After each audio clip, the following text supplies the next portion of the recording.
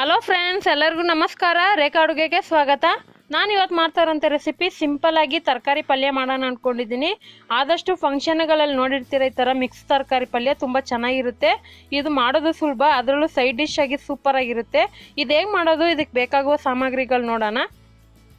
ನೋಡಿ, ಇಲ್ಲಿ ಒಂದು 15 ಬೀನ್ಸ್ನ ನಾನು ಚೆನ್ನಾಗಿ ವಾಶ್ ಮಾಡಿ ಚಿಕ್ಕದಾಗಿ ಕಟ್ ಮಾಡಿ ಇಟ್ಕೊಂಡಿದ್ದೀನಿ.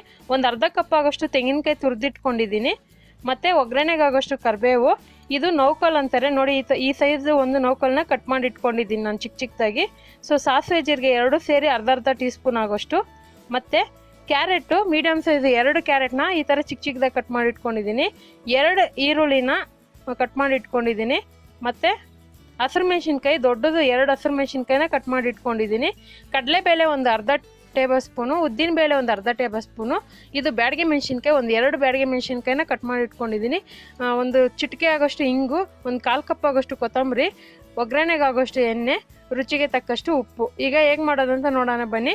ಈಗ ಒಂದು ಸ್ಟವ್ ಮೇಲೆ ಪಾತ್ರೆ ಇಟ್ಕೊಂಡಿದ್ದೀನಿ. ನೀವು ಇದೇನು ಕುಕ್ಕರಲ್ಲಿ ಬೇಯಿಸ್ಬೇಕಂತ ಏನು ಅವಶ್ಯಕತೆ ಇಲ್ಲ, ಜಸ್ಟ್ ಒಂದು 5 ನಿಮಿಷ ಬೇಯಿಸಿದ್ರೆ ಸಾಕು. ಕುಕ್ಕರಲ್ಲಿ ಬೆಂದರೆ ಫುಲ್ಲು ಸಾಫ್ಟ್ ಆಗಿಬಿಡುತ್ತೆ, ನಮಗೆ ಬೇಕಾಗಿರೋಂಥ ಪರ್ಫೆಕ್ಟ್ ಕ್ರಿಸ್ಪಿಯಾಗಿ ಪಲ್ಯ ತಯಾರಾಗಲ್ಲ. ಸೊ ಪಾತ್ರೆಯಲ್ಲಿ ನೀವು ಒಂದು 5 ನಿಮಿಷಕ್ಕೆ ಬೇಯಿಸ್ಕೊಬೋದು. ಇದಕ್ಕೆ ಸಮ ಪ್ರಮಾಣದಲ್ಲಿ ನೀರು ಹಾಕ್ಕೊಳ್ಳಿ. ಸಮ ಪ್ರಮಾಣದಲ್ಲಿ ನೀರು ಹಾಕ್ಕೊಂಡು ಇದಕ್ಕೆ ಒಂದು ಸ್ವಲ್ಪ ಉಪ್ಪು ಹಾಕೋಬಿಡೋಣ ಇವಾಗ ಬೇಯುವಾಗ, ಯಾಕಂದರೆ ತರಕಾರಿಗೆ ಉಪ್ಪು ಹಿಡಿಬೇಕು. ಇದನ್ನು ಹಾಕ್ಕೊಂಡು ಮೀಡಿಯಮ್ ಫ್ಲೇಮ್ನಲ್ಲಿ ನಿಧಾನಕ್ಕೆ ಒಂದು 7 ರಿಂದ 8 ನಿಮಿಷ ಬೇಯಿಸಿ ಸಾಕು. ಜಾಸ್ತಿ ಹೊತ್ತು ಬೇಕಾಗಿಲ್ಲ. ನೋಡ್ತಾ ಇರ್ಬೋದು ನೀರೆಲ್ಲ ಸುಂಡೋಗಿದೆ, ನೋಡ್ತಾ ಇರ್ರಿ. ನೀರು ಫುಲ್ಲು ಕಡಿಮೆ ಆಗಿದೆ. ಈ ಥರ ಬೆಂದರೆ ಸಾಕು. ಫುಲ್ಲು ಸಾಫ್ಟಾಗಿ ಬೇಕಂದ್ರೂ ಬೇಯಿಸ್ಕೊಳ್ಳಿ. ಇದು ಸ್ವಲ್ಪ ಕ್ರಿಸ್ಪಿಯಾಗಿ ಒಂದು 75% ಬೆಂದರೆ ಸಾಕು.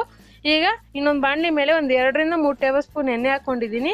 ಈ ಮದುವೆ ಮನೆಗಳಲ್ಲಿ ಫಂಕ್ಷನ್ಗಳಲ್ಲಿ ಇದೇ ಥರ ಸಿಂಪಲ್ಲಾಗಿ ತರಕಾರಿ ಪಲ್ಯ ಮಾಡೋದು ತುಂಬ ಚೆನ್ನಾಗಿರುತ್ತೆ, ಟೇಸ್ಟ್ ಮಾತ್ರ. ಅದರಲ್ಲೂ ನೀವು ಮನೇಲಿ ಮಾಡಿದ್ರೆ ಸೂಪರಾಗಿ ಇಷ್ಟಪಟ್ಟು ತಿಂತಾರೆ. ಸೊ ಮಕ್ಳಿಗೂ ಕೊಡಿ ತರಕಾರಿ ಪಲ್ಯ ಆದಷ್ಟು.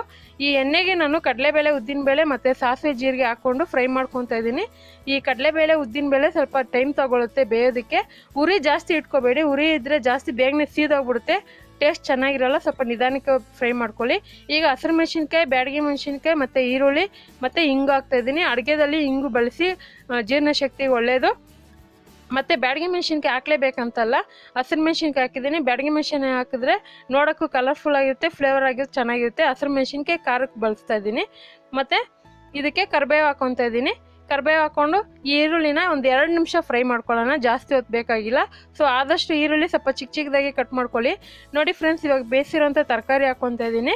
ಈ ತರಕಾರಿ ಜೊತೆಗೆ ನಿಮಗೆ ಬೇಕಾದಿರೋಂಥ ಆಲೂಗಡ್ಡೆ, ಕಾಲಿಫ್ಲವರು, ಕ್ಯಾಬೇಜು, ಆ ಥರ ಡಿಫ್ರೆಂಟ್ ತರಕಾರಿಗಳು ಕೂಡ ಹಾಕ್ಕೋಬೋದು ನೀವು. ಇದೇ ತರಕಾರಿ ಅಂತ ಅಲ್ಲ, ಮನೇಲಿ ಎಷ್ಟಿರುತ್ತೆ ಅಷ್ಟು ತರಕಾರಿ ಮಿಕ್ಸ್ ಮಾಡಿ ಪಲ್ಯ ಮಾಡಿದ್ರೆ ತುಂಬ ಚೆನ್ನಾಗಿರುತ್ತೆ. ನಾನು ನೋಡಿ ಇವಾಗ ಅದನ್ನು ಫ್ರೈ ಮಾಡ್ಕೊಂಡಿದ್ನಲ್ಲ, ಇವಾಗ ಕೊನೆಯಲ್ಲಿ ತೆಂಗಿನಕಾಯಿ ತುರಿದು ಹಾಕ್ಕೊತಾ ಇದ್ದೀನಿ. ನಿಮ್ಗೆ ಈ ಥರ ತುರಿದಿರೋದು ಟೈಮ್ ಇಲ್ಲ ಅಂದರೆ ಮಿಕ್ಸಿಯಲ್ಲಿ ಜಸ್ಟ್ ಒಂದು 2-3 ಸರಿ ತಿರುಗಿಸ್ಕೊಳ್ಳಿ. ಅಂದರೆ ಒಂದು 30 ಸೆಕೆಂಡ್ ಮಿಕ್ಸಿಯಲ್ಲಿ ರೌಂಡ್ ಮಾಡಿಕೊಂಡ್ರೆ ಸಾಕು, ತುರಿದಿರೋ ಥರನೇ ಬರುತ್ತೆ. ಸೊ ಇದಕ್ಕೆ ಕೊನೆಯಲ್ಲಿ ಕೊತ್ತಂಬರಿ ಹಾಕ್ಕೊಂಡು ಮಿಕ್ಸ್ ಮಾಡ್ಕೊತಾ ಇದ್ದೀನಿ. ನೋಡಿ, ಈ ಪಲ್ಯ ತಯಾರಾಗಿದೆ. ಈ ಪಲ್ಯ ಜೊತೆಗೆ ನೀವು ಡ್ರೈ ಚಪಾತಿ, ಇಲ್ಲಾಂದರೆ ರೊಟ್ಟಿ, ಇಲ್ಲಾಂದರೆ ನೀವು ಅನ್ನ ಸಾಂಬಾರು ಜೊತೆ ಸೈಡ್ ಡಿಶ್ಶಾಗಿ ಕೂಡ ತಿನ್ಕೋಬೋದು. ತುಂಬ ಚೆನ್ನಾಗಿರುತ್ತೆ. ಲಂಚ್ ಟೈಮ್ಗೋ, ಡಿನ್ನರ್ ಟೈಮ್ಗೋ ಯಾವಾಗ ಬೇಕೋ ಅವಾಗ ಮಾಡ್ಕೋಬೋದು. ತುಂಬ ಈಸಿಯಾಗೂ ಇರುತ್ತೆ. ನೋಡೋದಲ್ಲ, ಇವತ್ತಿನ ರೆಸಿಪಿ ಇಷ್ಟೇ. ಎಷ್ಟು ಸಿಂಪಲ್ಲಾಗಿ ಕ್ವಿಕ್ಕಾಗಿ ತರಕಾರಿ ಪಲ್ಯ ಮಾಡೋದಂತ ಗೊತ್ತಾಯ್ತಲ್ಲ. ಹಾಗಾದರೆ ರೆಸಿಪಿ ನಿಮ್ಗೆ ಇಷ್ಟ ಆಗಿದೆ ಅಂದ್ಕೊತೀನಿ. ಇಷ್ಟ ಆಗಿದೆ ನೀವು ಕೂಡ ಟ್ರೈ ಮಾಡಿ, ಹೇಗಿದೆ ಅಂತ ನಿಮ್ಮ ಅನಿಸಿಕೆನ ಕಮೆಂಟ್ ಮಾಡಿ. ಮತ್ತಷ್ಟು ಈಸಿ ರೆಸಿಪಿಗೋಸ್ಕರ ರೇಖಾ ಅಡುಗೆ ಚಾನಲ್ನ ಸಬ್ಸ್ಕ್ರೈಬ್ ಮಾಡಿ, ಶೇರ್ ಮಾಡಿ, ಲೈಕ್ ಮಾಡಿ. ಎಲ್ಲರಿಗೂ ಧನ್ಯವಾದಗಳು.